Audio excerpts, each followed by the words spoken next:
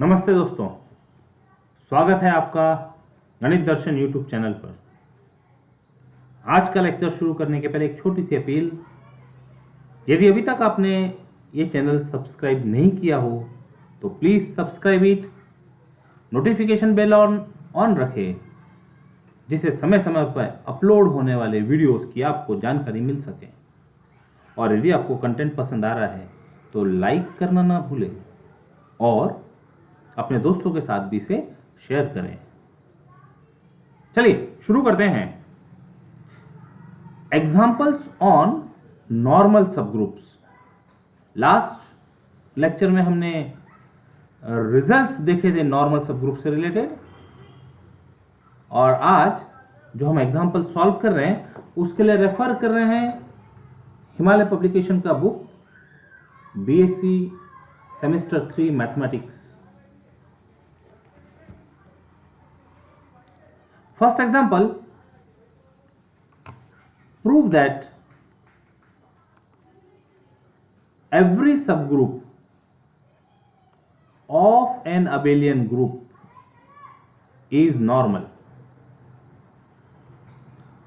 तो हमें एक abelian ग्रुप लेना होगा, उसका एक सबग्रुप लेना होगा और प्रूव करेंगे कि that subgroup is normal.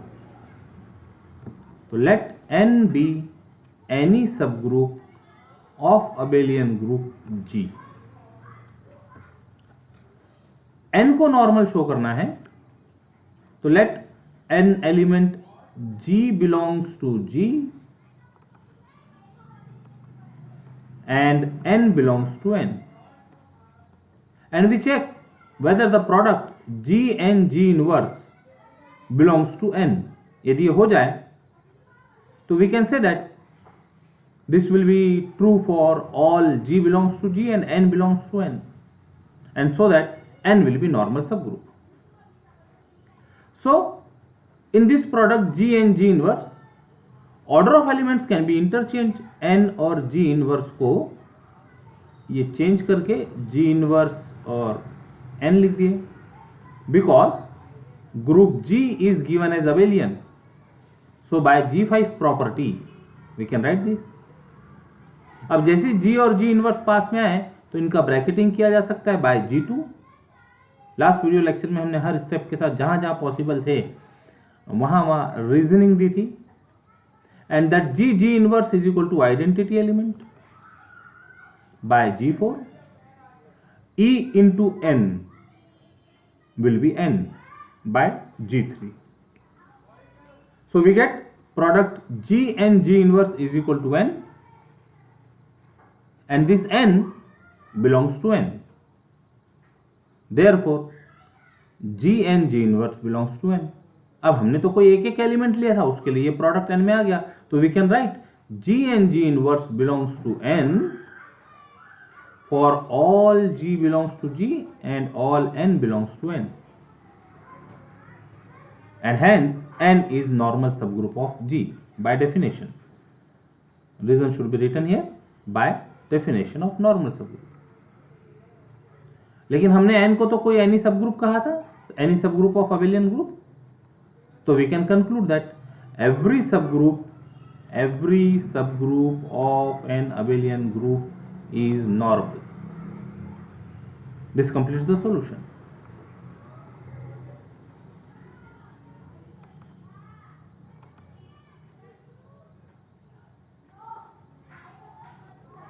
Example 2,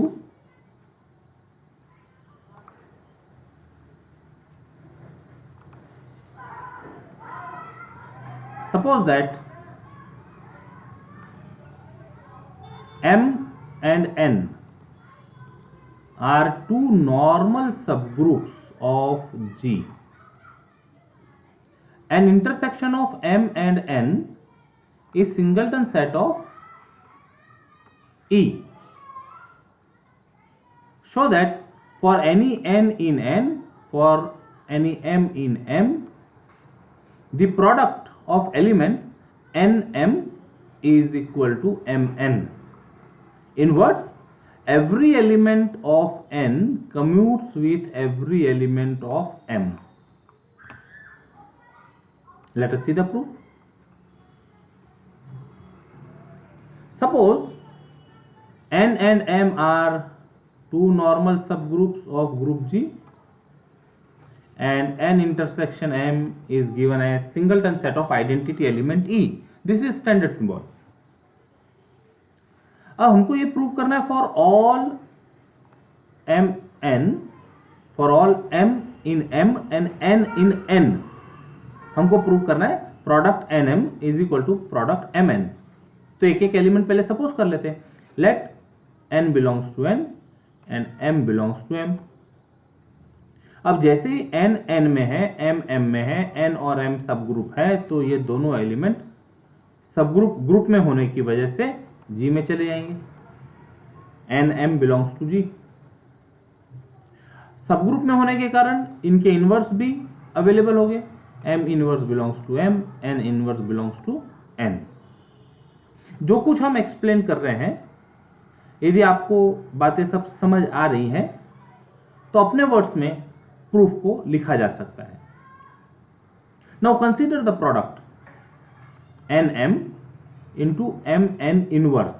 Now note this, or you can remember this, nm into mn inverse से स्टार्ट करते हैं. nm as it is and mn का inverse can be written as n inverse m inverse by reversal law of group. This is reversal law. Words में mention किया जा सकता है. Now without bracket it can be written as n m n inverse m inverse. अब जरा यहां पर different combination देखते हैं. देखिए पहले capital N is normal subgroup of G. n inverse, ये middle element, belongs to N, और ये आजू बाजू में जो एलिमेंट है M और M इनवर्स, तो ये M treating as element of group G. N inverse in N, M in group G and N is normal. तो we can write this M N inverse M inverse belongs to N. बीच में जो normal है उसका element है, आजू बाजू में ग्रुप के एलिमेंट है. अब इसमें यदि हम प्री मल्टीप्लाई करें n से तो ऐसा दिखने लगेगा. n m n inverse m inverse belongs to n n. अब कहाँ सिंबल स्मॉल लेटर है, कहाँ बिग लेटर है, ये समझा जा सकता है. But n n will be equal to n by closure property. इसका मतलब ये जो 4 एलिमेंट्स का प्रोडक्ट है ये n में आ गया.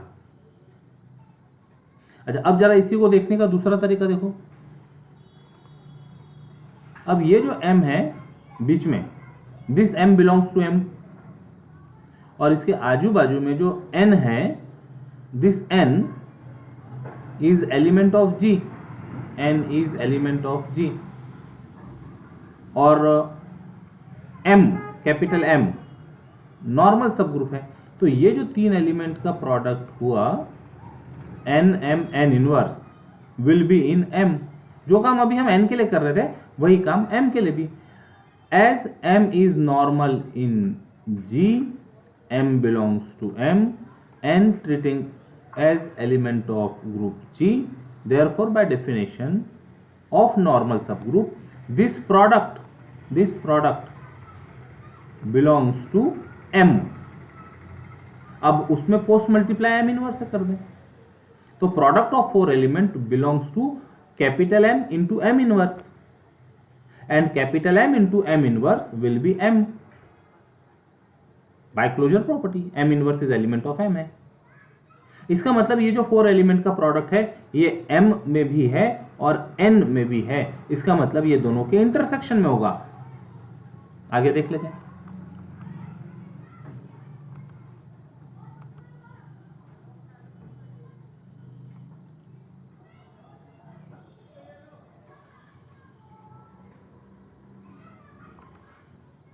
तीन एलिमेंट का प्रोडक्ट M में है बाय डेफिनेशन ऑफ नॉर्मल सब ग्रुप.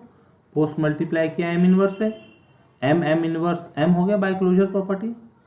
तो अब ये जो प्रोडक्ट है ये प्रोडक्ट बिलोंग्स टू एम और एन के इंटरसेक्शन में, but this product was M N, ये N M into M N inverse. तो replace this product is N M M N inverse belongs to N intersection M, but n intersection m is given as single set of identity element। और इसमें यदि ये कोई product है इसका मतलब ये प्रोडक्ट खुद वो आइडेंटिटी एलिमेंट होना चाहिए। तो yes, product is identity element E. हमको यहां पर केवल एन एम चाहिए, एम एन इनवर्स यहां से हटाना चाह रहे तो पोस्ट मल्टीप्लाई कर देते दोनों तरफ एम एन से, ये दोनों तरफ पोस्ट मल्टीप्लाई कर दिया। तो यहां एम एन इनवर्स और एम एन मिलकर आइडेंटिटी बन जाएंगे बाय G4 प्रॉपर्टी, और यहाँ identity element into product will give the product only m n by G3 property. फिर से n M into e by G3 will be n m, और right side में m n as it is है। हमने कोई एक एक element लिया था एम में और एन में, उसके लिए product n m equal to M n दिख रहा है। देयरफॉर एक लाइन लिखी जानी चाहिए, n m equal to M n for all n in N, m in M, and this completes the solution.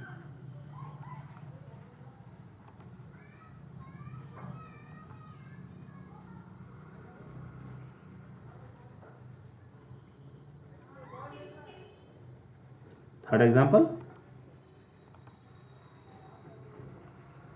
if n and m are normal subgroups of G, then prove that product nm is also a normal subgroup of G. Now this product of two subgroups means collection of elements of the form small n small m, product of elements of n and m, where n belongs to n, m belongs to m। इसको लिखकर बता देते हैं, this is set of n m such that n belongs to n, m belongs to m। यानी जो भी element इसमें लेंगे ये प्रोडक्ट में एन एम में, तो उसका form small n into small m होगा, और जो भी इस फॉर्म में रहेंगे small n into small m के, वो सब सेट एन एम में होंगे। सॉल्यूशन शुरू कर दें। Let N and M be two normal subgroups of G. To prove nm is normal subgroup of G, we have to prove first nm is a subgroup of G and then nm is normal in G।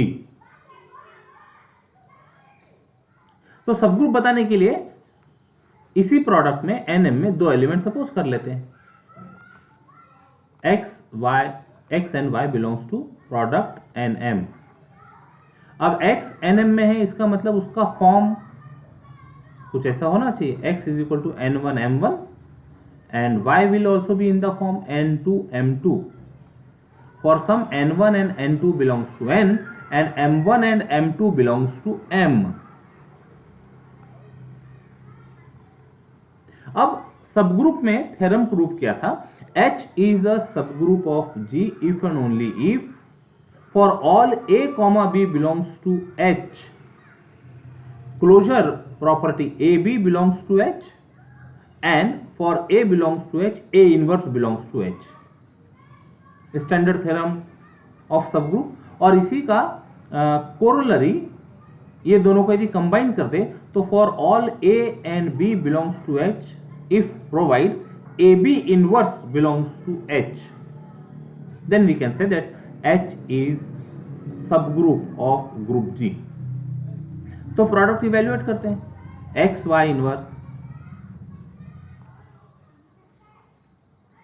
x is n1 m1, y is n2 m2 का inverse. Reversal law से ये बन जाएगा m2 inverse n2 inverse.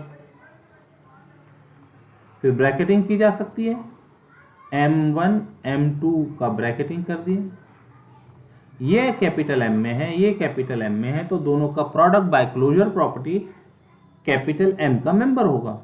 Late it be denoted by small m which is in M। तो ये जो product है it becomes n1 small m n2 inverse. एक बार अच्छे से रेफर कर लीजिए इतना part. Now move ahead.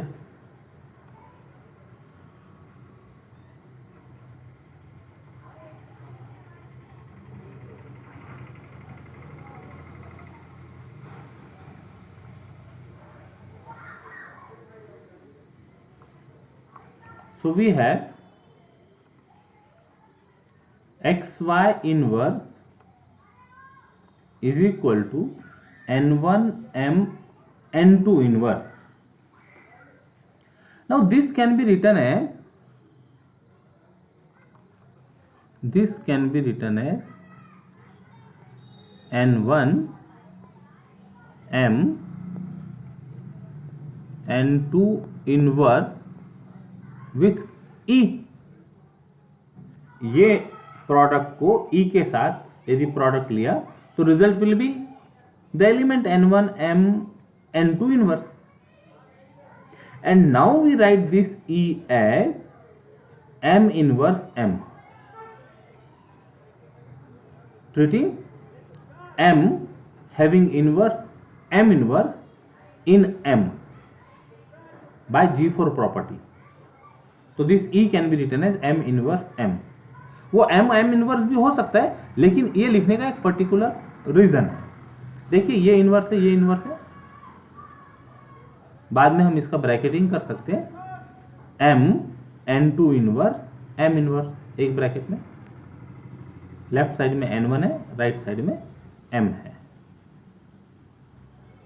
Now see ये जो ब्रैकेट का पोजीशन है ये कैसा होगा, बीच में n का मेंबर है, आजू बाजू में m और m इनवर्स, तो m is member of big M which is subgroup of G, therefore we can treat this M as member of G, और यहां पर इसका इनवर्स है।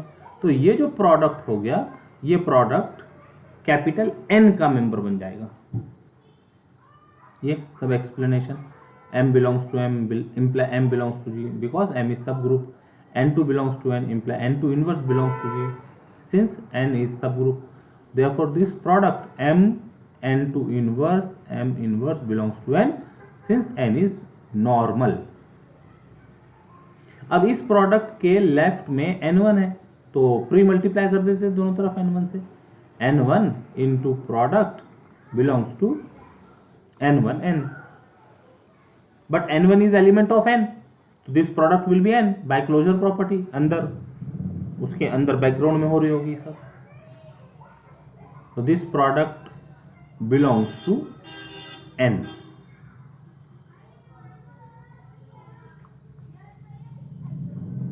फर्दर ये प्रोडक्ट ध्यान रखना में, अभी इसका ये M बचा हुआ है, तो ये M को यूज करने के लिए अभी ये जो प्रोडक्ट N में आ गया है इसमें पोस्ट मल्टीप्लाई करते हैं M से, तो ये पोस्ट मल्टीप्लाई M, तो this element is element of N और M was element of capital M, तो element of N into element of M will belongs to product NM। लेकिन ये जो पूरा प्रोडक्ट है, this product is same as X Y inverse, ये this product was same as X Y inverse this product, so we can write this is x y inverse belongs to nm। हमने कोई दो element x और y अलग अलग nm में लिया था, उसके लिए x y inverse belongs to nm है, तो this is true for all x and y, hence we can write for all x comma y belongs to nm, we get product x y inverse belongs to nm imply nm is a subgroup of G. This completes the solution.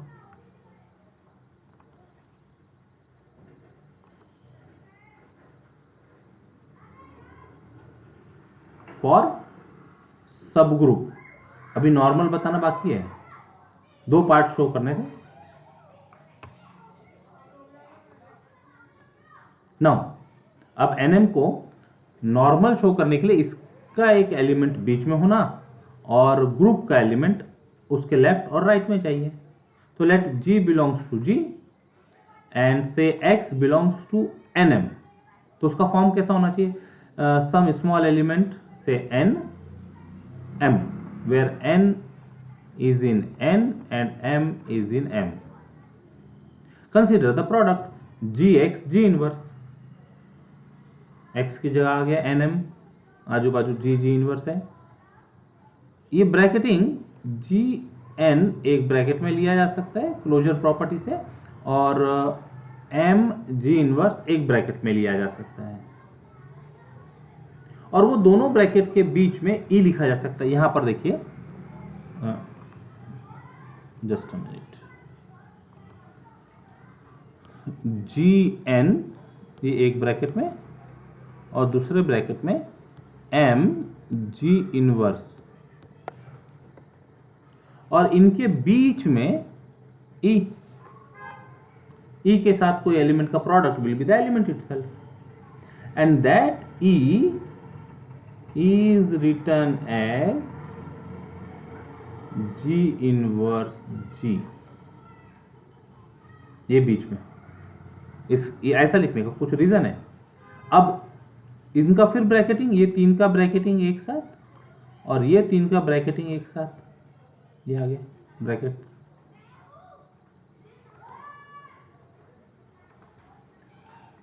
G and G inverse in one bracket, Gm G inverse in another bracket by G2. Now see, n is normal, उसके आजू बाजू G का element है, m is normal, उसके आजू बाजू G के element है, तो ये एलिमेंट बिलोंग्स टू n आ गया, ये एलिमेंट n में आ गया, ये एलिमेंट m में आ गया, तो दोनों का जो प्रोडक्ट होगा वो प्रोडक्ट nm में आ जाएगा। With all this explanation product belongs to nm, लेकिन ये प्रोडक्ट था क्या? ये प्रोडक्ट था क्या? It is gx g inverse, it is gx g inverse, gx g inverse belongs to nm। तो ये तो कोई एक x लिया था हमने nm में और एक g लिया था g में, उसके लिए ऐसा दिख रहा है। तो therefore we can write x belongs to nm, g belongs to g imply gx g inverse belongs to nm। इसका मतलब for all x belongs to nm and for all g belongs to g है। Implication notation लिखते समय for all लगाने की जरूरत नहीं होती, और यदि इसको ऐसा लिखा जाता कि gx g inverse belongs to nm, तो यहां लिखना होता था for all g belongs to g and for all x belongs to nm. Now this shows nm is normal. दोनों पार्ट कंबाइन कर देते हैं, ये nm is subgroup और nm is normal. We can say that nm is normal subgroup of G.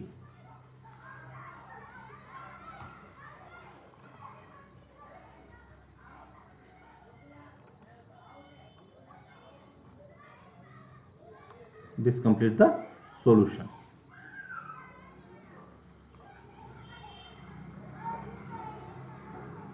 Example 4. If N is normal subgroup of G and H is any subgroup of G, prove that NH is subgroup of G. जब दोनों normal थे तो product normal subgroup था, लेकिन एक normal है और एक एनी सबग्रुप है तो product is subgroup. Solution: let N be normal subgroup of G, H be any subgroup of G. Subgroup के लिए वही स्टैंडर्ड रिजल्ट यूज करेंगे.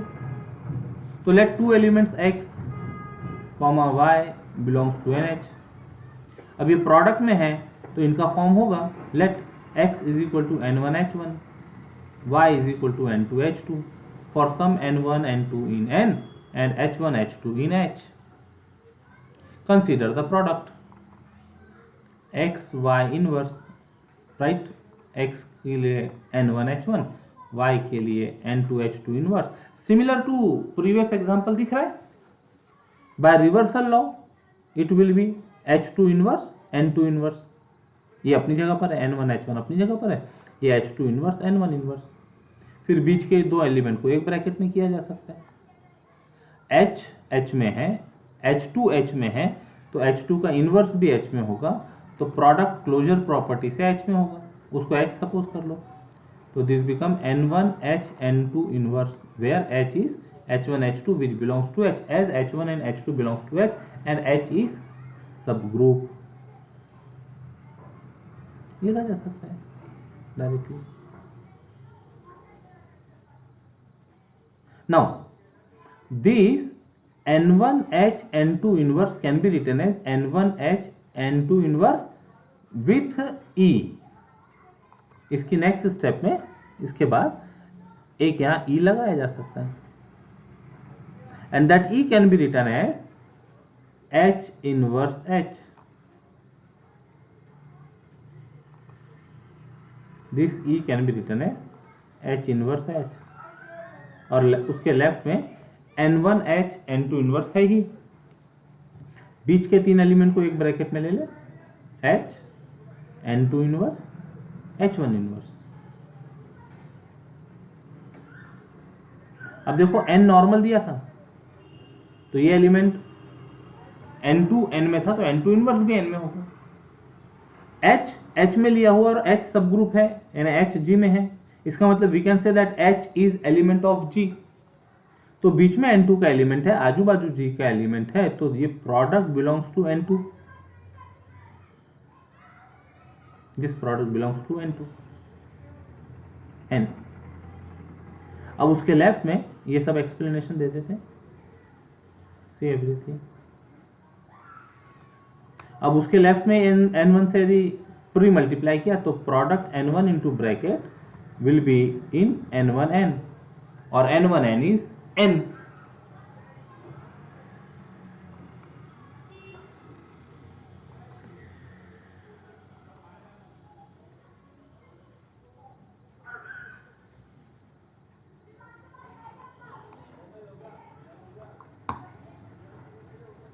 प्रोडक्ट में राइट में H भी चाहिए था तो पोस्ट मल्टीप्लाई बाय H.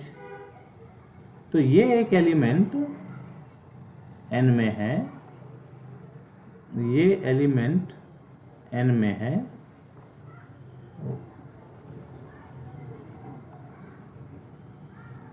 और इसके पोस्ट में H चाहिए और H H का एलिमेंट है. तो ये एलिमेंट के पोस्ट में H यदि मल्टीप्लाई करे और we can say that element of N multiplied by element of H.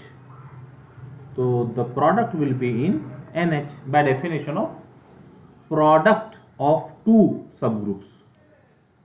और ये जो इतना जो प्रोडक्ट था ये किसके लिए था, हमने एक्स वाई इनवर्स के लिए सॉल्व किया था. तो this product is x Y inverse belongs to NH.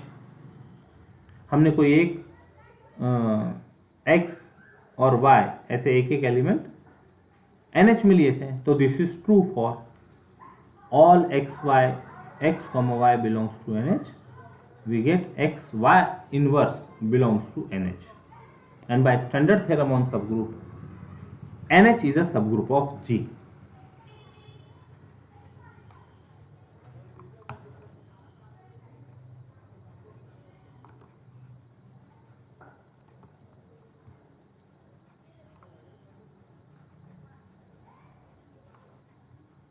Question number 5. Let H is a subgroup of G, N is normal subgroup of G, then show that H intersection N is normal subgroup of G. अभी यही hypothesis थी, यही hypothesis के लिए excuse me product NH को हमने सब group शो किया था, but intersection NH is normal subgroup. Let us see the solution. लेट H be a subgroup of G, N be normal subgroup of G. अब नॉर्मल है तो उसके पहले सब ग्रुप है ही, तो दोनों का intersection H intersection N is a subgroup of G, because intersection of two subgroup is again a subgroup. अब देखिए, intersection always contained in H as well as in N, right. Intersection है ना, तो ये H में भी होगा और N में भी होगा. हमको H में जरूरत है, तो we write H intersection N is subset of H, and H intersection N is a subgroup. इसका मतलब ये जो लेफ्ट में हमको मेंबर दिख रहा है H इंटरसेक्शन N, ये एक सब ग्रुप है, और कहां है? H में है. H खुद से सब ग्रुप है, तो हम उसको ग्रुप मान सकते हैं. तो we can say that H intersection N is a subgroup of H. Very important point to note.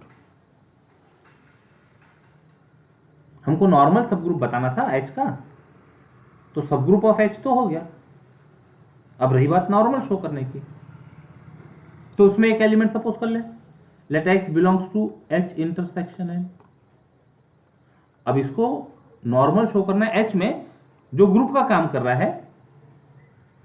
Average सब group is group in itself, तो उसमें एक एलिमेंट सपोज कर लेते H. अब X H और N के इंटरसेक्शन में होने की वजह से H में भी होगा, N में भी होगा. H में है, तो देयरफॉर H इनवर्स भी H में होगा.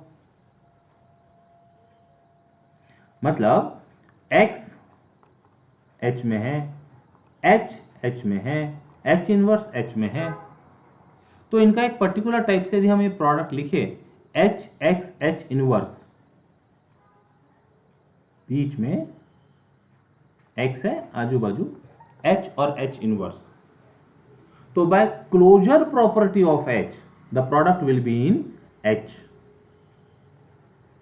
ठीक है, आगे देखिए, हमको शो करना है H intersection N is normal in H.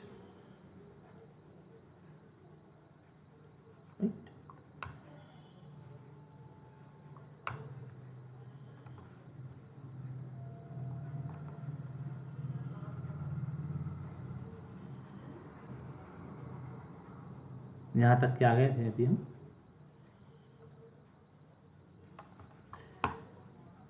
चलो इतना कर लेते हैं.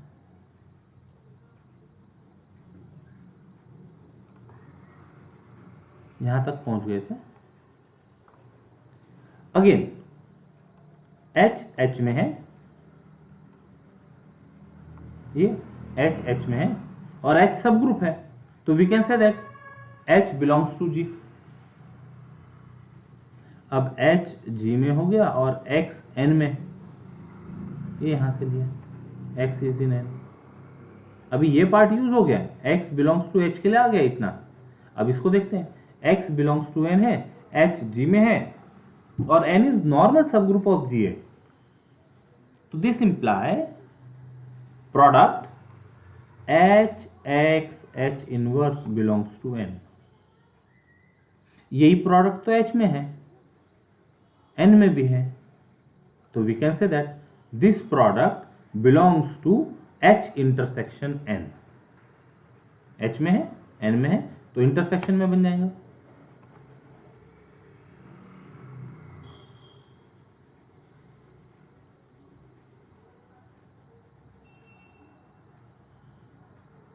Thus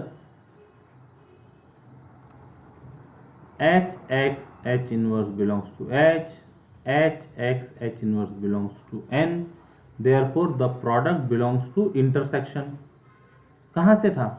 For any X in intersection and H in H.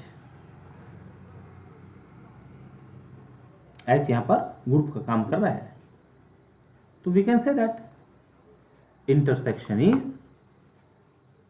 subgroup of H. Intersection is subgroup तो हो गया था, नॉर्मल, नॉर्मल लगा ना, this is definition of normal. Intersection H intersection N is normal subgroup of H.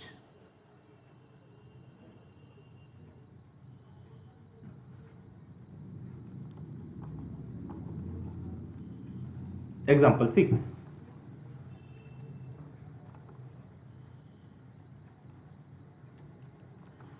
If G is a group and H is subgroup of index 2 in G. अब subgroup of index 2, ये index word Lagrange's theorem of groups जब पढ़ा था तो वहां पर number of distinct right cosets of H in G या number of distinct right cosets of H in G, ये जो होते थे ये कहलाता था इंडेक्स ऑफ सबग्रुप. और एक और तरीका था उसको मिलाने का, order of G divided by order of H is the number of distinct left coset or right cosets of H in G, which is index of H in G. तो index of H in G is given as 2. Prove करना है H is normal subgroup of G. Given that H is a subgroup of index 2 in a group G, so therefore by definition number of distinct right cosets कहो या left cosets कहो of H in G is 2. अब number of distinct right cosets of H मतलब G में दो element हो गए, वो दो एलिमेंट के लिए हमको या तो दो राइट कोसेट्स मिल जाएंगे या दो लेफ्ट कोसेट्स मिल जाएंगे. अब एक तो फिक्स होगा, एक एलिमेंट तो आइडेंटिटी एलिमेंट होगा ही होगा. जो दूसरा एलिमेंट है सपोज करते हैं उसको G, let G belongs to G. अब सिचुएशन ऐसी है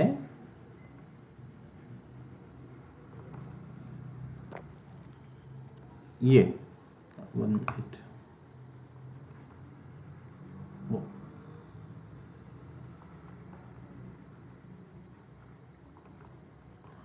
सिचुएशन ऐसी है कि दिस इज ग्रुप G और उसके अंदर है H.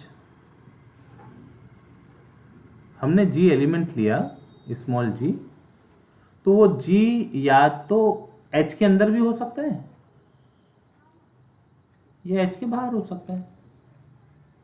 तो this two are the cases. G is either in H और G इज आउटसाइड H, मतलब नॉट इन H. तो फर्स्ट केस देखते हैं. If G belongs to H, small g belongs to H, then coset अब H में ही है और HG, H के साथ H का ही एलिमेंट प्रोडक्ट में आएंगे, result will be H by closure property. Or in terms of cosets, this is standard result. If element belongs to H and we take coset of subgroup with the element inside it, then it will be H। इसके पहले हमने ये चीजें discuss की है, closure property अंदर ही अंदर हो रही है ऐसा मान सकते हो उसको। As well as GH right को, this is right coset, HG is equal to H and left coset GH is equal to H। तो दोनों सेम है, H राइट साइड में, तो therefore left side are equal, GH equal to HG।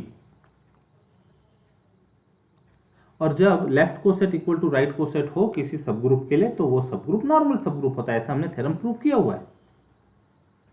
तो first case में when G is equal to H हम prove कर दिए कि H इज नॉर्मल। केस 2 देखते हैं, when G is not in H। When G is not in H, so then left coset is not equal to H, as well as right coset is not equal to H। जब था G H में तो दोनों होते थे true, जब नहीं है तो नहीं होंगे। तो we can say that GH is not equal to HG। one minute, GH is not in H, HG is not in H। Now this H को कोसेट के फॉर्म में लिखा जा सकता है, determine by identity element E। तो this H can be written as EH, क्योंकि यहाँ लेफ्ट कोसेट की बात हो रही है तो लेफ्ट कोसेट फॉर्म में लिखा, यहाँ राइट कोसेट की बात हो रही है तो उसको राइट कोसेट के फॉर्म में लिख देते। GH is not equal to EH, HG is not equal to HE। तो यही तो दो, या तो राइट कोसेट्स होंगे या लेफ्ट कोसेट्स होंगे। GH एंड EH, और राइट कोसेट के टर्म में बात करें तो HG and HE are the only distinct right cosets of H in G, which are 2 in number, right?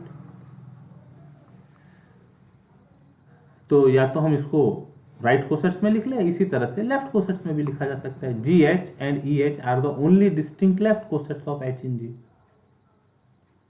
तो डिस्टिंक्ट कोसेट्स का यदि हम यूनियन ले तो it will give complete group G।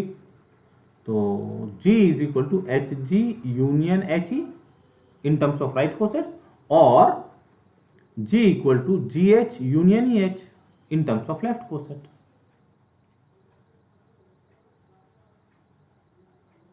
That means G is equal to HG union H and G is equal to GH union H। तो दोनों side में G common है, सेम है, तो राइट हैंड साइड सेम होगी। HG union H is equal to GH union H।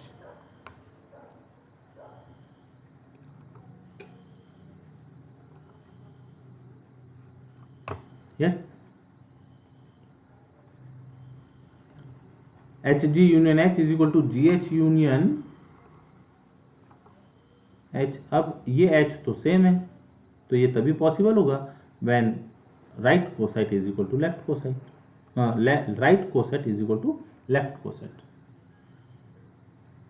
GH is equal to HG, left coset is equal to right coset. तो दोनों case में हमने ये शो कर दिया। ये तो कोई एक एलिमेंट G हम G में लेकर चले थे, कोई एक एलिमेंट लेकर चले थे, उसके लिए दोनों केस में हमने G से तैयार होने वाले लेफ्ट और राइट कोसेट्स को सेम बताया। Hence we can write GH equal to HG for all G belongs to G, यानी left coset equal to right coset for all G in G, and there is a theorem which says that H is normal subgroup of G।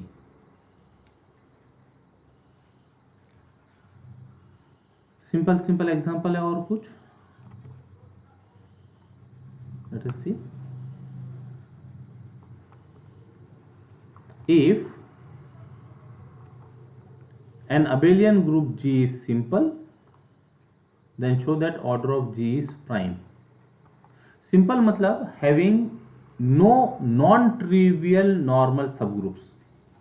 Trivial normal subgroups are G itself and singleton set of E.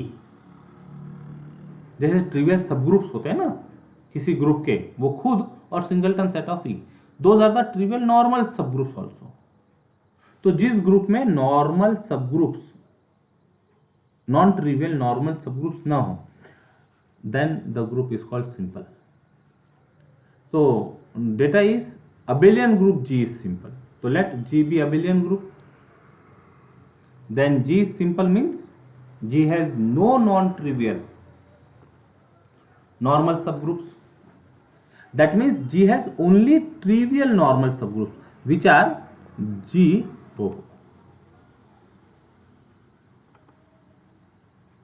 Which are G and singleton set of E. These are the only two normal subgroups. Okay, and we know that if G is abelian, then every subgroup of G is also normal. If G is abelian, हमने first example देखा था, every subgroup of abelian group is normal. G has only two trivial subgroups and no non-trivial subgroups. Trivial subgroups are 2 in numbers, which is prime. Hence, order of group G is prime.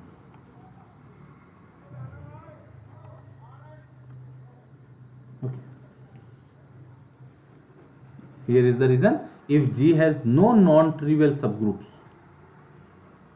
then G must be finite of prime order. 2 is prime number.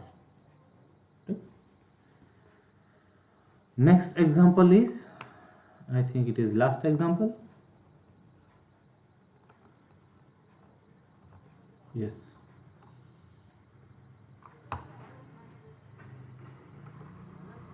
If H is the only subgroup of order OH in a finite group G. H is the only subgroup of order OH. H is only subgroup in a finite group G having order OH. ऐसा कह सकते हैं. Then show that H is normal subgroup of G. So suppose given that H is only subgroup of order OH in a finite group G. अब G में elements finite है तो उसके subgroup में भी एलिमेंट्स फाइनाइट हो गए. तो let order of H is equal to K. Order of H equal to K means H contain K distinct elements. Counting करने के बाद वो K होने चाहिए. तो let those be denoted by H1, H2, H3, H4 up to Hk. हमको show करना है H is normal. So let X belongs to G. Note this point. X belongs to G, and consider the set X H X inverse. Then this set will be collection of elements. H के element के left और right में X X inverse आते जाएंगे. H2 के left और right में X X inverse. Similarly, X H3 X inverse, and last element will be X H के X inverse. And this is also a subgroup of G. This can be verified. Now, number of distinct elements in this set will be K, because if it is not so, that means suppose two different elements are equal, तो क्या होगा देखो. Because if we say X H I X inverse is equal to X H J X inverse, तो ये सब कुछ group में हो रहा है. लेफ्ट कैंसलेशन लॉ से X cancel, right cancellation law से X इनवर्स कैंसल, बच गया H I equal to H J. अब यदि कोई H दो H इक्वल हो गए तो यहाँ जो हम ऑर्डर K कह रहे थे वो K नहीं रह जाएगा. यदि दो एलिमेंट इक्वल हो गए तो इसका ऑर्डर K नहीं रह जाएगा, कुछ कम हो जाएगा. But that is not the case. Therefore जितने एलिमेंट्स H में हैं, लेफ्ट और राइट में x इनवर्स से मल्टीप्लाई करने के बाद number of elements will be k only, यानी सारे एलिमेंट्स ये डिस्टिंक्ट होंगे. So order of x inverse is equal to order of H and it is k. Means H is the only subgroup of order k in a finite group G. Single subgroup है तो वो subgroup होगा कौन सा फिर? That will be same as H X H. ये एक नया सबग्रुप हमने तैयार करके बताया X H X इनवर्स, लेकिन we are given that H is the only subgroup of order K, और ये एक नया सबग्रुप दिख रहा है हमको ऑफ ऑर्डर के, तो इसका मतलब ये दूसरा नहीं हो सकता. It will be same as H only for all X belongs to G. And this is again a theorem. G and G inverse is equal to N for all G in G, then N is normal subgroup of G. So this gives H is normal subgroup of H. यही तो हम चाहते थे.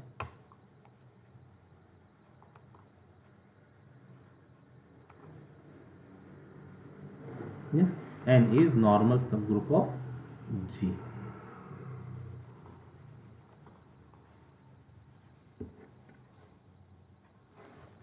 So with this topics related to normal subgroup, means examples of normal subgroups, ये complete होते हैं. आज यहीं रुकते हैं. नेक्स्ट सेशन में हम पढ़ेंगे quotient groups. Till then take care, bye bye, जय गणित.